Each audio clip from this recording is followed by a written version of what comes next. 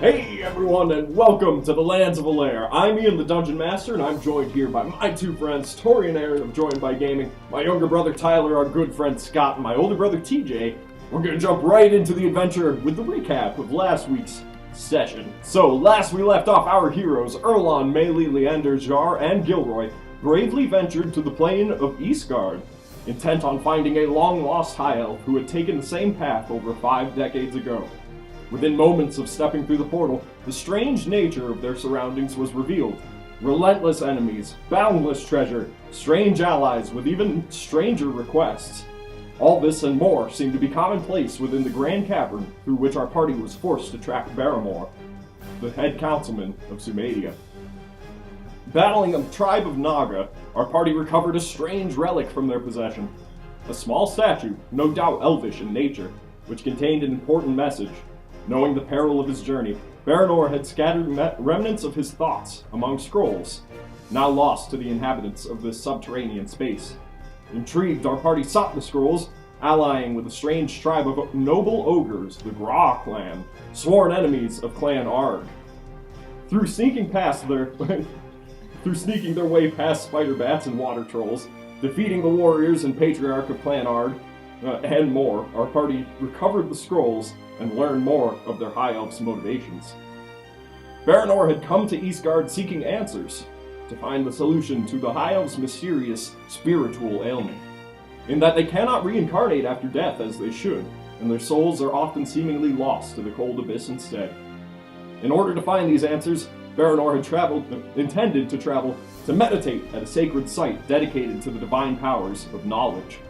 However, upon asking his questions and receiving some degree of answers in the form of vague visions, the Elder High Elf had attracted the attention of greater beings, which would do anything to keep their secrets locked away. Consequently, when our party tracked Baranor to this sacred site, they found him to be in quite the predicament. Baranor had been locked away in a red-hot cage of iron in the midst of a great clearing. Keeping guard over the High Elf was a greater devil, an agent of the Nine Hells. Charging into battle against this incredible foe, our party endured scorching flames and terrible strength that burned and battered. However, they proved victorious as Leander plunged his sword, charged with divine power, deep into the chest of the devil and vanquished it back to the Hells. Freeing Baranor, our party took a moment to regather their strength and set forth toward the portal once more. As they climbed back to the mouth of the great cavern, the everlasting sun beaming down on the rocks and trees and water around them, Baranor gave grave forewarning. The only beings who would choose to summon it forth and maintain a greater devil as such, on a plane of good like this, are the deities themselves.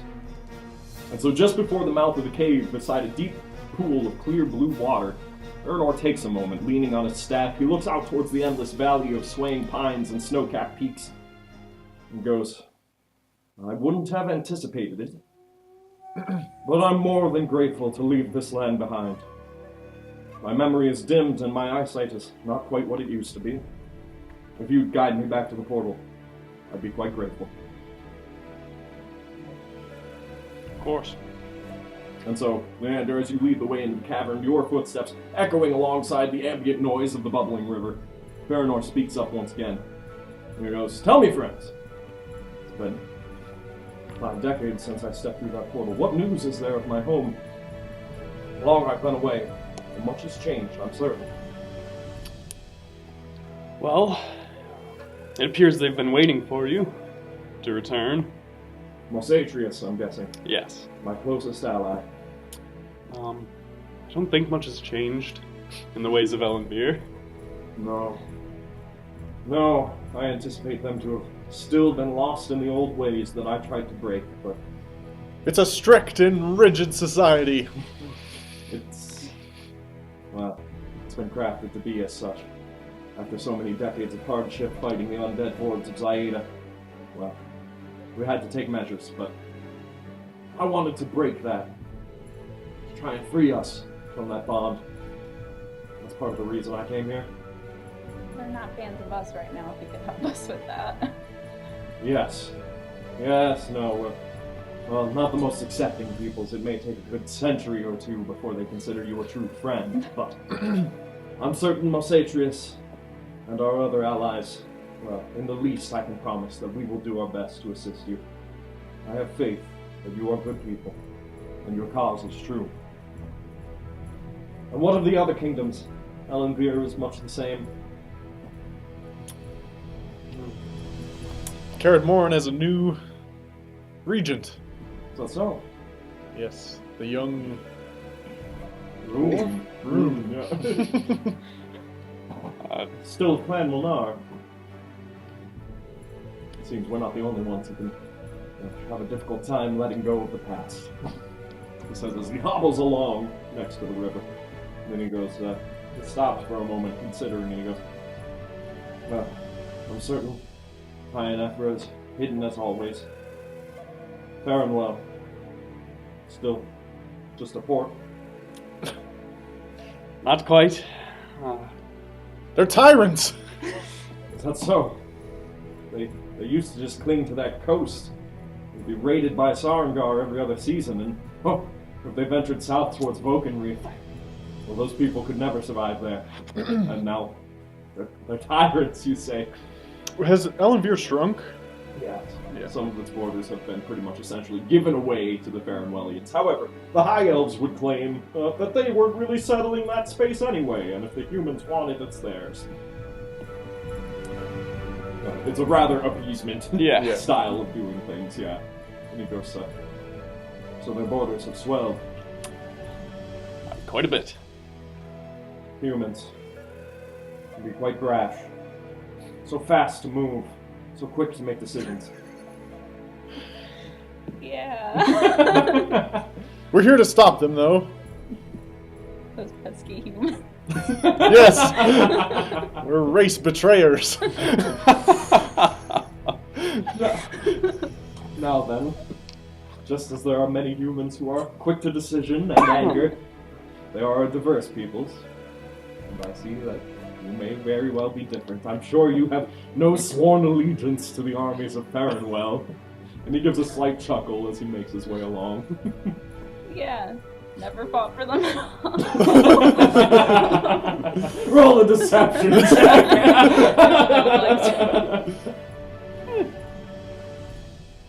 12. He nods. No, but it is true. We have been gathering allies. That's why we came to your lands. The Jarl of Sarengar has joined our cause, as well as the young Raun. Unfortunately, we were met with much resistance from your council. Yes. I've not been there to guide them, obviously, and perhaps that has led them astray.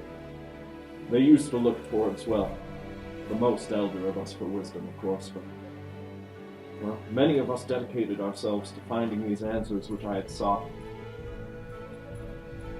And so perhaps, well, the young are fearful. They're still set in the ways that their parents taught them. And those ways are the militant ways that you have seen.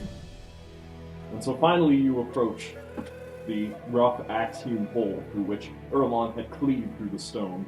And one by one you have to squeeze on through and pass into the ancient stone temple, the hum and soft purple light of the circular portal filling the room. And Baranor steps forth, and he runs his hands along the walls of the temple and then along the circular stone structure of the portal. And he takes a deep breath. Lead the way, friends. And thank you for coming to my rescue. And so you guys pass on through? Yeah. Yep. Alright. And so passing through the portal, once more, your physical forms are replaced with silhouettes of pure energy, and you rocket above the boundless plain of Eastgard and into the soft white clouds.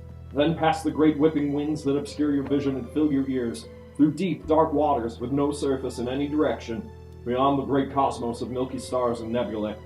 And finally, in the blink of an eye, you find yourself corporeal once more, stepping onto the immaculate white stone chamber of the Temple of Torm.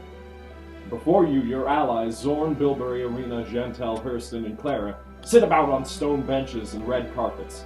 And they look up, noticing your return with bright smiles. And getting to their feet, they approach you, Bilberry hastily speaking up as he kind of trots his way over, and he goes, "The hero's return! How was it? Malzadrius here said your journey would be perilous beyond comprehension, but I was confident you'd make it." It was close. Probably one of our closest calls yet. Really? I've seen a lot of close calls. We fought the Devil Lord. Oh, what? Oh, well. Aren't you sorry you missed out? Yeah! Oh, yeah, I've always been rearing to take one of those on! Zorn, upon hearing your words, he halts in his stride over towards you, considers for a moment, and he goes, Quite an enemy. Quite an enemy indeed. How was its magics? Destructive, I imagine. Yeah, immensely so. He still has some scars and burns, yeah. Very, very fiery. You see a glimpse of, like, Zorn is trying to imagine what it must have looked like and felt like, and you know he appreciates the destructive side of magic, and he nods and he goes, I am almost sorry I missed out, but I'm gladder to see your return. Arena comes up, embraces you, Leander. Clara, looking about the rest of the group, she goes, Glad you're back. Well, Sagius has been very kind to us. And the peoples of this temple, well, at least this temple, are taking rather kindly. And so you watch after you reunite. Mosatrius and Baranor embrace. And Mosatrius, his clean, bright clerical robes are contrasting greatly with Baranor's dirty and burnt traveler's clothes. Mosatrius speaks up. He goes, It's good to see you once again, Baranor.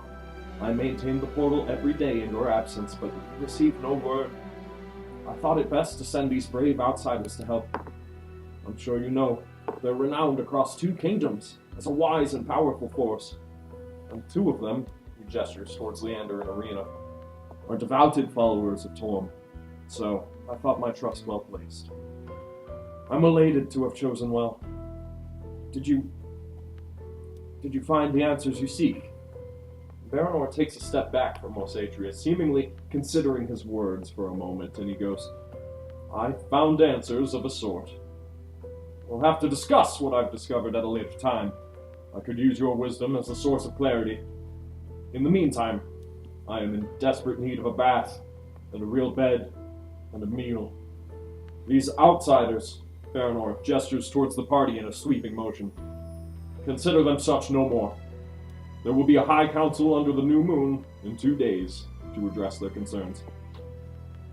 Some acolytes approach Baranor, leading them out of a side passage in this chamber. And Mosatrius turns towards the party and goes, Friends, thank you for your assistance, your service to our temple. Baranor is the greatest of us, and we are all in your debt. Take this as a token of our friendship and appreciation. And Mosatrius draws his silver blade adorned with a gleaming emerald and offers it over to Leander, and then speaks up once more. It is ceremonial, of course, but it does signify a bond between us that cannot easily be broken. Wear it proudly at your side, and the people of Sumadea will know you've done much for us.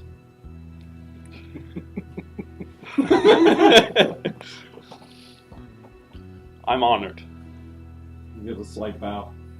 He goes, Is there anything more I can do for you? If you need rest, you may take it here, of course. I'll have some of my guards take you down into the city. The day is young, and you may very well find the rejuvenation and relaxation you seek here. Just imagining Leander completely bloodied. Like from head to toe with this sword. Almost. Just sparkling clean. Yeah. Yeah. No doubt. There's a pool that Mosatrius directs specifically Leander and Erlon towards, says they probably need to wash off a bit. And, So, Leander, I like emeralds. Would you like to trade if I find you a different gem for this sword? Oh, Jar! Perhaps we could talk about that. It will go so well with my purple wardrobe. Right. So after a few moments' time, you are led by Mosatrius' guards off the great plateau on which the temples are positioned. And awaiting at the bottom of a great set of stone stairs that overlooks the bright winding city streets is your wagon and horses, freshly brushed and clean. And Hurston quickens his pace, apparently excited to be back at the driver's seat. In the distance to the southwest, beyond the temples and the great cliff, you see a slight wispy column of smoke rising along the horizon over the sea. Though no one seems to be particularly reacting to it. It is a very distant event, it looks like. But, as you guys make your way onto the city streets, I'd like you all to roll investigation.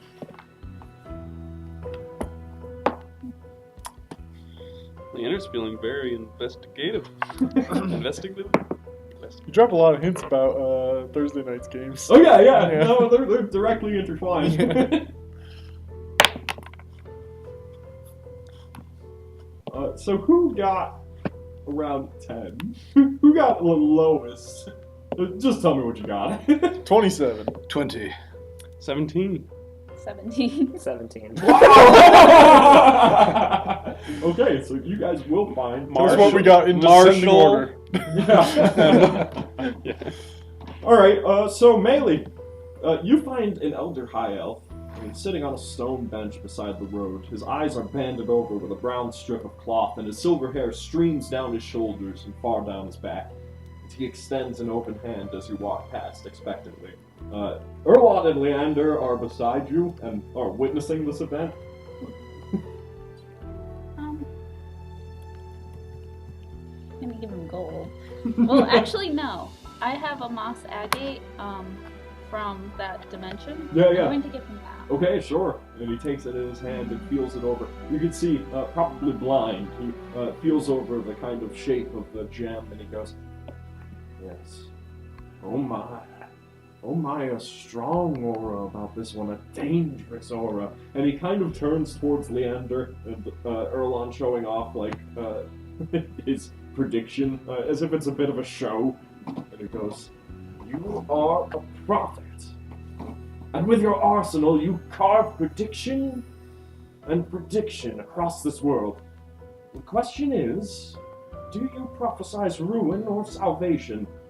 And for whom? And then he sits back and goes quiet once more. I'll just get to tomorrow. Fair. And so as you guys continue along, all of you would pass by. You find a statue garden, and it's surrounded by an iron fence, a big clearing in the center of the city. And a beautiful waterfall flows from a large rock statue of an elvish maiden pouring a great urn. The waterfall's pool is surrounded by violet flowers with broad green stalks that shake slightly in the wind. And stone paths meander about the grass, leading to granite statues. Couples of elves walk about this place holding hands and talking quietly amongst themselves as they enjoy the well-maintained nature and art. And Arena looks intent on going in here. Clara as well. She wants to enjoy the city, and so she beckons for you as she opens the wrought iron gate to come and enjoy the art for a moment. Anyone else gonna go in? I want to stay close to Clara. Okay, sure. So you'll join her. Sure, let's go. Yeah. Okay. So Jar. You and I want to jump Such- off somewhere else? Yeah. Okay. Well, a man of such high distinguish and fashion and knowledge doesn't want to go see the art. Gilroy has a couple things in mind. Very well. So as you go in, wandering about the statues in the midst of the afternoon sun, you see many strange creatures. Lions and dolphins, even a small dragon, as well as gorgeously detailed depictions of high elves, many throughout history. Many seem to be high priests. Leander, roll me an intelligence check. Like a just flat Just intelligence. straight up, yeah. 6. You have never seen a dolphin before. And Arena and you stand before the dolphin statue, appreciating it for a moment. Must be a dangerous creature. She smirks. They live pretty close by. If you ever wanted to see them, they're kind of beautiful creatures. Yes, I can see that. Exactly the reason I won't go in the ocean wearing armor.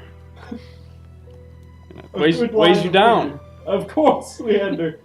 Did you ever learn to swim? I can paddle. And you, oh my goodness, you, Maylee and Clara, watch and overhear this as you walk on past. And Clara points up at one of the dragons and she goes, they say there's dragons in the south, in the deserts. You found a dragon once, didn't you, Maylee? Me and the others. Right. Yeah. Well, I imagine them a lot bigger than this, she says as she looks upon it. And it is a very detailed statue, but it's not even as large as the white dragon wormling that you two or your group had taken down. And yeah, she seems rather intrigued looking it over its design and whatnot. We can tell you more about it maybe on our next travel. I'd love to hear it. Of course, I don't know if I ever actually want to see one alive, she goes. And, cutting away from the statue garden, Erlon and Gilroy. You guys, walking along. It won't cause any trouble. You guys walking along, hidden away down a shadier alley of closely packed buildings, you see a younger elf, who peers over you ponderously for a moment, both of you. And then he kind of skips up and he exclaims, You look like you love legging lots. Come, let me show you. What do you say, Erlon? Sure. And the young elf skips his way down stone stairs until the glimmering waters of the western oceans and the great many wooden docks that extend from beyond the beaches are visible far below. And the child stops mid-stairway and cuts through another alley, bowing before what appears to be a small shop and continuing along. Although at first glance its dull appearance and mundane wooden signage would warrant only a quick glance, you swiftly recognize the faded elvish lettering as Leggin Lot's fine staves, cloaks, enchanted items, and other oddities. Yes. Bring me in. So beyond the wooden door, you find a cramped single-room shop filled with especially for you, Erlon, like you really have to bunch together.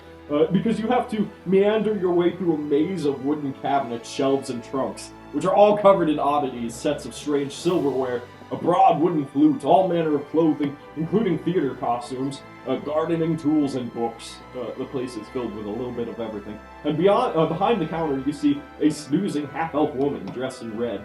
Her head is tilted back, and she's snoring slightly.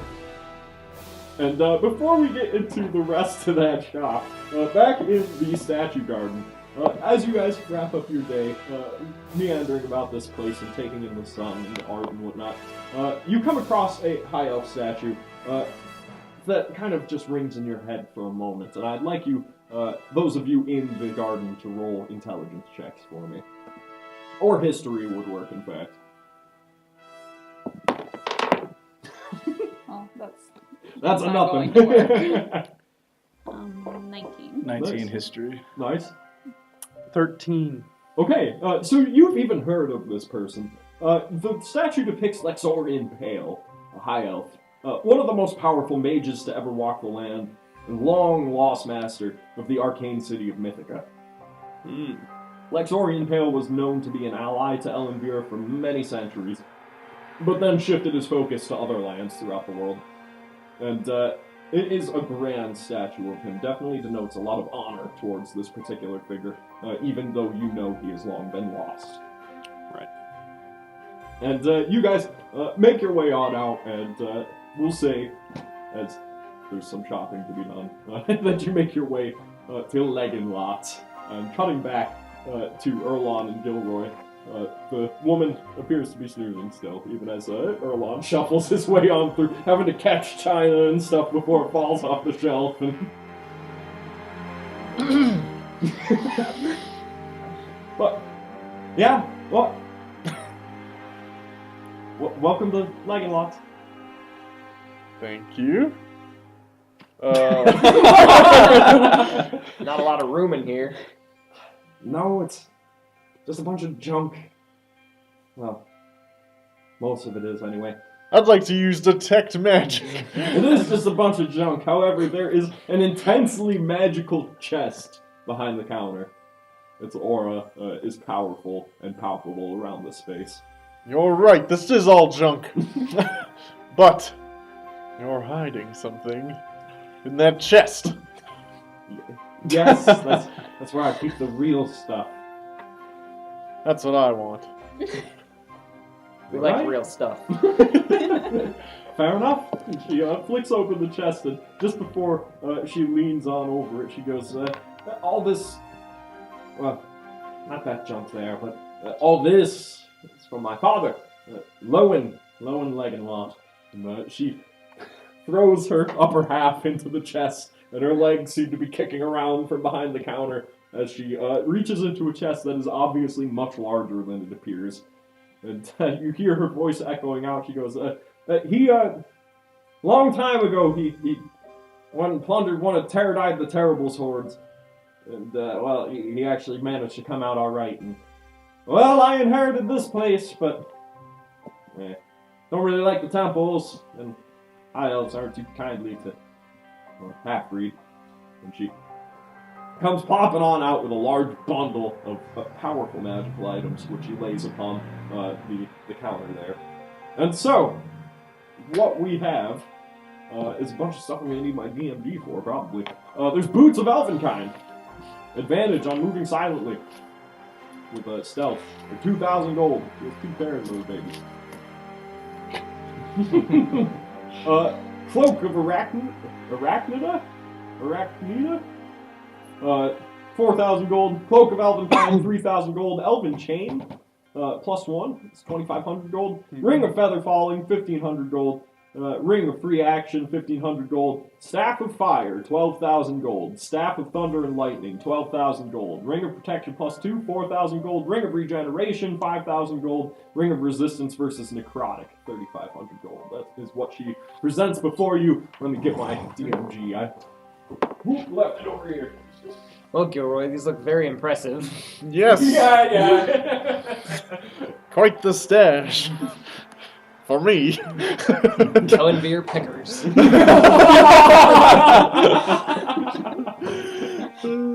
So, Alright. do you guys want me to go through that again? Or, Yeah, one more time. Okay, so Boots of Elvenkind, Cloak of Arachnida, Cloak of Elvenkind, Elven Chain, Ring of Feather Falling, Ring of Free Action, Staff of Fire, Staff of Thunder and Lightning, Ring of Protection +2, Ring of Regeneration, and a Ring of Resistance versus Necrotic.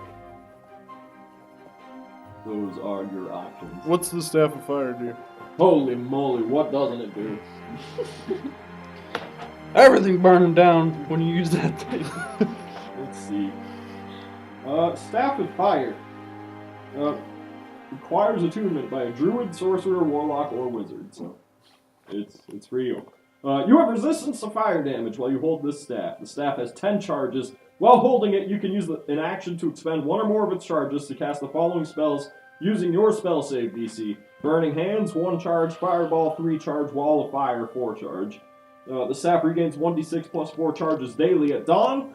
If you expend the last charge, roll a d20 on a 1. The staff blackens, crumbles into cinders, and is destroyed. And then the Staff of Thunder has other additional effects, I believe. Where is that baby? What? It's the only one I didn't write the page number on? What kind of fool am I? Surely it should be in the staves section. Surely!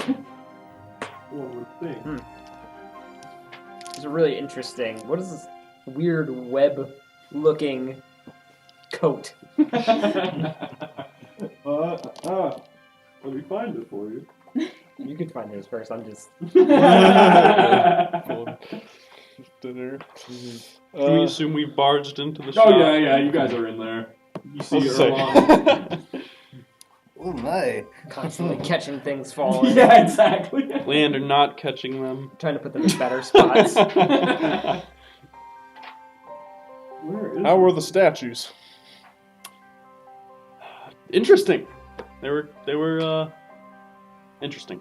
Leander discovered a new and fearsome beast. Oh, is that so? It had to have. What could have Leander shaking in his boots? Excuse me. It must have been magical. Obviously, its teeth couldn't kill anything, so perhaps its mind. I don't know. You speak of the dolphins. It's the Yes. sonar attack. Your dad faced off against us. Not in the tales I've heard, just dragons. Sounds vicious. I wonder if they're a porpoise. So, the Staff of Thunder and Lightning. This staff can be wielded as a magical supportive staff and grants +2 bonus to attack and damage rolls.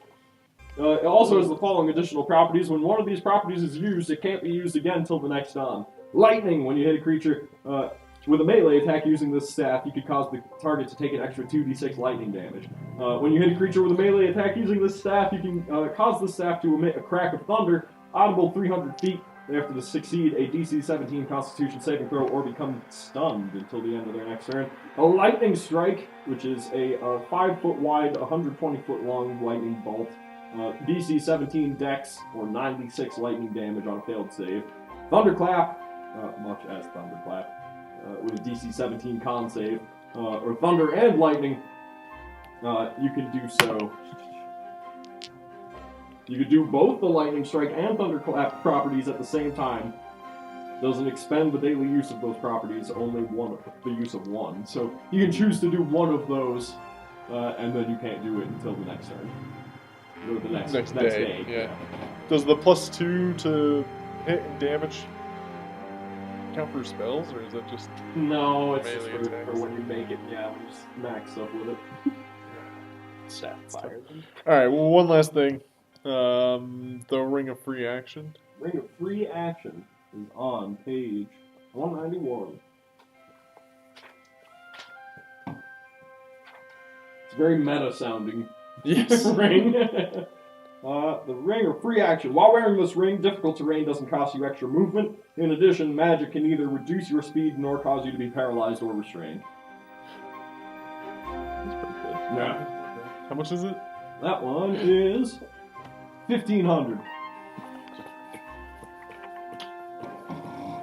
Seems very affordable. Alright, I'll give it some thought. If anybody else has any.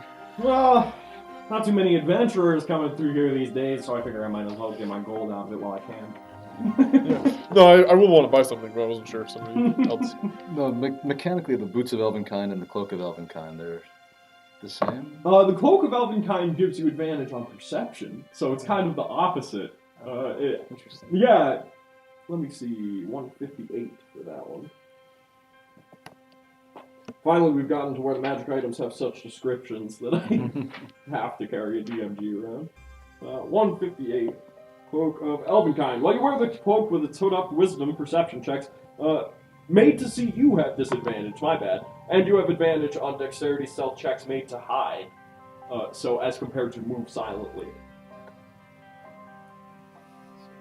And the cloak that you picked up, the web-like one, this fine garment, made of black silk interwoven with faint silvery threads, you would gain the following benefits: resistance, poison damage, climbing speed equal to your walking speed.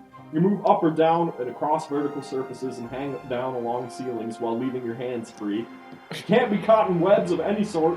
You move through webs as if they were difficult terrain. And you can use an action to use the web spell. Well, Jar, that seems very fitting for you. I like the idea of Erlong climbing around on the walls and stuff. It's scary. All angry? It looks too tight. Going into a rage, hanging down. Yeah. Just swinging upside down. Why don't you get up here and fight like a spider? My pendulum. Yes. So, how much do all those cost? So the Cloak of Arachnida, the Boots of Elvenkind, 2,000. Cloak of Arachnida, 4,000. Cloak of Elvenkind, 3,000. There's, an elven discount going on here. The Ring of Feather Falling, 1,500. Ring of Free Action, 1,500. What's the rest of the list? There was Elven Chain. Elven Chain. Is that just chainmail? Like enchanted chainmail? Yeah, it's really light, super. Even if you're not proficient with medium armor, you can wear that as well. It counts as a chain shirt +2, I believe, the way I have it written, for 2,500. A ring of protection +2, ring of regeneration. The Ring of Resistance versus Necrotic were also in there. How much for the rings? 4,000 for the Ring of Protection, 5,000 for the Regeneration, 3,500 for the Necrotic Resistance. What does the Ring of Regeneration do? It does some cool stuff. What doesn't it? Oh. Ring of Regeneration. While wearing this ring, you regain 1d6 hit points every 10 minutes, provided that you have at least 1 hit point. If you lose a body part, the ring causes the missing limb to regrow and return to full functionality after 1d6 plus 1 days if you have at least 1 hit point the whole time. Wow. A ring of insurance. So yeah, it's like a can't really die that easily ring. Right, maybe that's what Baranor had. Sitting in that cage. Iron Arcade, Yeah. Alright. I'll buy the Staff of Fire. Okay. It was a big purchase. I have 12,345 gold. Congrats. She hands it on over to you lacklusterly, despite the fact that you've never seen a staff of its equal, with the exception of in the hands of the masters back in Nelfarens. I put my nimble quarterstaff in my staff holster. And don't let this out of my mitts. How much is the Ring of Protection? 4,000. 4,000? Yeah. Plus 2 on that one. Leander, you spent all your gold on a sunblade. Yep. Don't have any. Jar? Do the cloaks require attunement? I believe they are wondrous, so probably, Well, I want the boot. I know Jar wants the boots of Elvenkind. Okay. He's trying to decide what he wants for the cloak. Does anybody else want the cloak of Arachnica? Yeah, it's... Arachnida? Arachnida, yeah. How much does it cost? 4,000. You know what? Why not? Let's do it. Nice. Let's do it. So I'll take the cloak of Elvenkind then. Okay. So, You 5,000. see Jar checking out, be like, no. What are we going to use that for? You will find a way. Yeah. I'm sure. Now Rohan can walk on walls. Now you could just be kitted out in some sweet elven gear. Almost unseeable. Yeah. Anything more? Did you get the boots as well? Yes. Yep, boots and the cloak. So advantage on stealth checks and perception at disadvantage for everyone else. Yeah. It's a double advantage, right? And advantage to hide, I believe, with obscuring vision. You guys interested in anything else that she displays here? If you want to return to this place, it will be easy to do so. Perhaps we could. Yeah. So you say another time and leave. Yeah. Sorry, I can't afford any of this right now, but I'm a feeling I'll be back. you have this spiel rehearsed. Being a paladin doesn't always pay much in monetary value. Yeah. Get out of my shop. I'm going back to sleep. I say with my two wondrous long sword. Yeah, gleaming armor, ancient shield. I walk out on the ceiling. You do find that on the ceiling it's much easier to navigate over these shelves, and so you don't bump into nearly as much. But, as you guys, It's gonna take some getting used to. yeah. All the blood went to my head. And I got a lot of blood. It is better that you wear that than I wear that. People will get confused if I will be wearing webs. And so you watch as the elf maiden, Alaire Legenlot, puts a large sack of gold inside that chest and kicks her chair back, continuing to sleep as you make your way on out and back into the streets. And evening is drawing upon the city, and the orange hues of the setting sun wash over the roofs of Sumadea. And you are approached by Baranor, who slowly makes his way down the road, appearing to savor every step upon returning to his home. and now dressed in much finer robes. He's trailed by your other companions, Zoran Bilberry. He seems to have gathered them all up. And they seem to have thoroughly enjoyed their day in the Elvish city as well. As Baranor approaches, he gives a slight bow to you, and he goes, "My friends, I'm summoning forth the High Council. But I can already sense their apprehension. Even the young here seem to be lost to the old ways. And though their purpose is true, I fear they will be unlikely to heed your warnings. However, us of the old guard appreciate your assistance, and so we've called together a council of our own to lend secret aid. Follow me." And Baranor gestures back to the ridge, the top ridge, of the tall cliff on which Sumadea is positioned, and he leads you back towards the grand temples, but suddenly turns towards a smaller, simpler structure. And as you approach, Chantel stops for a moment. She goes, "I think I'll wait outside, if you don't mind." And peering around this space, from the conversations you've had with her, you know a lot of her family history took place right on this kind of plateau where the temples are, and she seems to be a bit uncomfortable. And Baranor leads you passing into the smaller temple. I'll shift this on over there.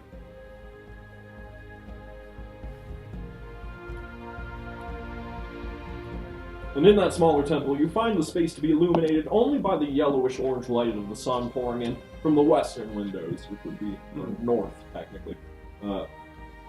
Zorn and Bilberry look at each other a little sheepishly, and then stop at the door, as Arena and Clara continue along.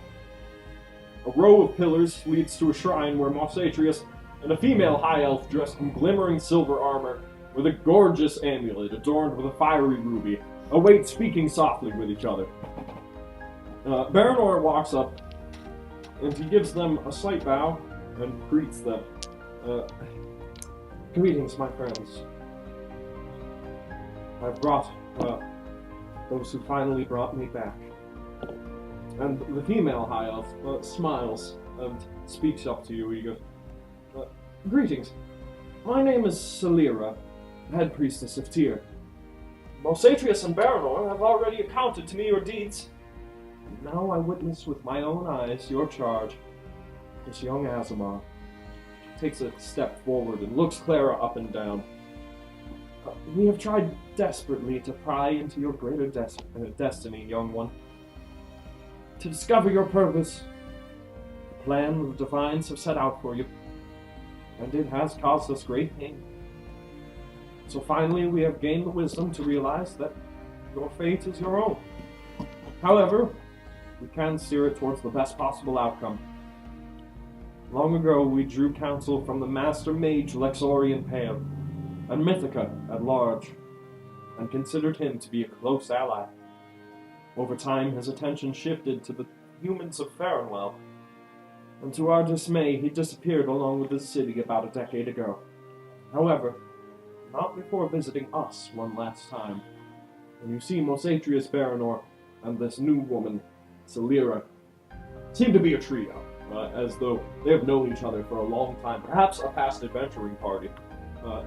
And she goes, "During this visit, he shrouded his face and presented us with a gift, vague in purpose and reason at the time, but perhaps that is all soon to become much more clear." And Alaire walks to the shrine and opens a silver lockbox. She draws forth a small object, a delicate silver and gold circlet, golden in the bands, but with silver elvish runes that run all along around it. And she takes this small object and presents it over to Clara reverently. And Clara takes it in her hands and looks over it for a moment. And then she begins to read the runes, and she goes, "For our dearest Clara, we love you more than you will ever realize." What is that supposed to mean? Puts the circlet atop her head, and it fits quite well. So Leo looks at her and she goes, "Clara, it must be from a loved one, and Lexorian, he understood things that even our most powerful seers could not peer into or gain wisdom from. Do you remember anything from before you met these folk? Gesturing towards you, and Clara leans against one of the pillars in this temple for a moment and ponders, and she goes, well, no, I remember a flash of light and sense of falling, but then I met Vinovax, the Eladrin, and I was brought all across all sorts of different places, from caves to towers, and a hag stole me once, and I was saved by practically an army, but that's about it. But the rest of my memories are very vague. And Alaire nods, and she goes, what do you make of this ancient myth? It must be from another realm. Maybe so. Laxorian was a master of many magics that are still misunderstood by even our most powerful mages. He was one of the strongest wizards to ever walk the land, and Mythica, the center of those powers indeed. But how he ties with Clara, what their history may be. Obviously, Clara doesn't remember, but, well, and then Mosadrius breaks in. It seems as though he was thinking on this for some time, and he goes, perhaps, though it is known to be a fool's errand, perhaps it's time to find Mythica, as Laxorian apparently holds all the answers to this mystery. He looks towards Clara, grasping her on the shoulder for a moment. He goes, Clara, that is where your destiny is revealed. The three elves stand before you. Baranor looks each of you up and down, one at a time, and he goes, well, how can we assist? There's much we can offer in wealth and wisdom, if you give the word. I'd like to go up behind Clara and just kind of like touch her arm so that she's a little bit more grounded, sure, I guess, in what's going on. Absolutely. 'Cause that's a lot of information. It is. To be told, someone she knows right there. Yeah, to be told that your history directly ties with this figure, which is widely known across the land, seems to be coming as a shock to her. And though the circlet lays beautiful upon her head, over her jet black hair, and with the sun streaming down into this space, it rings around and causes it to be a kind of fiery orange, the gold of it, and it gleams with the silver runes as well. There's a coldness to this experience for her, as she doesn't understand. She doesn't know who she used to know. Well, I suppose my first question would be where to go next. Satrius thinking, he goes, there are others who have studied long where Mythica may have ended up. I believe you travel with one. He looks over towards Gilroy. The colleges of Nelfarin, well, they may be a good place to start. Large are their libraries. You may find a map or token of Laxorian's past. Perhaps a secret. Agreed. If anyone knows, it's the masters at Nelfarin's. We're not far. It's closer than we've ever been. I've long been hoping to make it to Mythica. We squandered an opportunity not long ago, but it only informed us that Zavarius also knows how to get there, how to get in. Yes. I have a feeling when Laxorian's, his interests passed over to Zavarius, and Farewell at a whole, that is when much of this upheaval began. It does make me wonder. Anything more we can do for you? Is there a teleportation circles? somewhere nearby? There is. Below these temples. We may give you the inscription for you to copy into your spellbook. That'd be most useful, thank you. No, if we leave, we will be coming back here, yes? You will be welcome here, of course. In our temple, in the least. But I'd say do your best to present your case at the High Council meeting in 2 days. And if nothing comes of it, as I suspect, you should leave as soon as possible. Try and find your answers elsewhere. So are any of these guys the Order of Swords, or the Order of Swords? Yes, actually. Malsatrius is, as is Celira. So we kind of got their blessing. It seems so, in a yeah. sense. Yeah, although they, much like the other members of the Order of Swords, do not wear that proudly. They don't really let it be known, they're just on the list. Yes. That brings us to like 6. The other one, the head priest of Eelmater, which, so you have the head priest of Tyr, Malsatrius is the head priest of Torm. This woman, being the head priest of Tyr, and then Baranor, is some kind of other high councilman, a cleric of sorts, but it doesn't seem like he's particularly aligned to one of these temples. Jar, you're presuming that ruby that Celira wears must be one of your 3 items, and then the head priest of Eelmater, suspiciously missing, must have the sapphire, which you seek as well, but he's not here at the moment. However, Celira looks receptive. They all seem to be more than willing to give up whatever they can to assist. Okay. So, what is the significance of your stone? Gesturing to, like, you know. Yeah.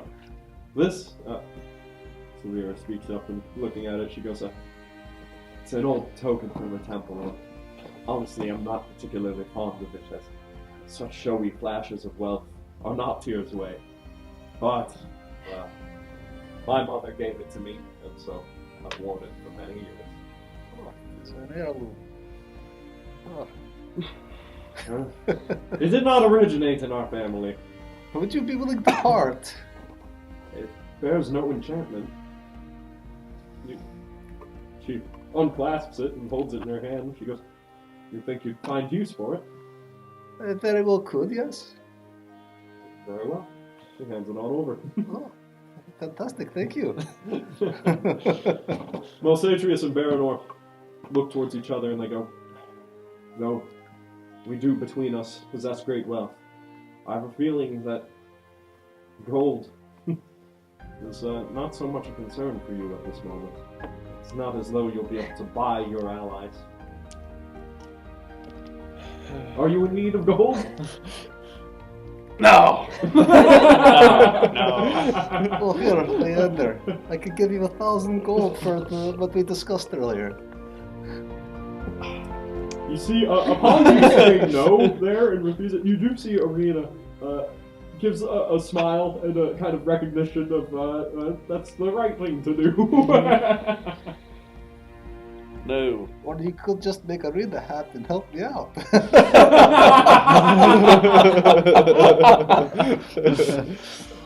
I'll make sure to say nice things about you in her presence.